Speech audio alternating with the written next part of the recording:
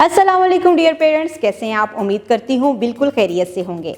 आपके बच्चे ने आज क्लास में जे को सुनना, बोलना, पढ़ना और लिखना सीखा है।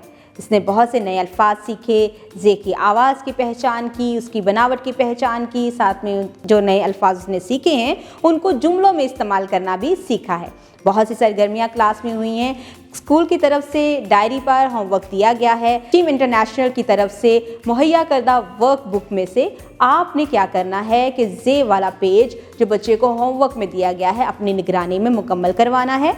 और ख्याल रखें कि बच्चे फॉर्मेशन का खास ख्याल रखें, इब्तदाई नुक्ते से शुरू करें और इख्तितामी नुक्ते तक मुकम्मल करें। इसके साथ ही आप बच्चों से घर में बहुत सारी एक्टिविटीज़ करवा सकती हैं। आप ये एक्टिविटी करवा सकते हैं कि घर में बहुत सी चीज़ें हैं, इनमें से वो चीज़ें जिनके नाम जे से शुरू होते हैं आप बच्चों को नाम बताएं और बच्चों से कहें कि निशानदेही करें कि इनमें से कौन सी ऐसी चीज़ें हैं जिनके नाम जे से शुरू होते हैं। इससे बच्चे बेहतर तरीके से अपनी रोज़मर्रा ज़िंदगी में जे हरूफ तहज्जी का इस्तेमाल सीख सकते हैं।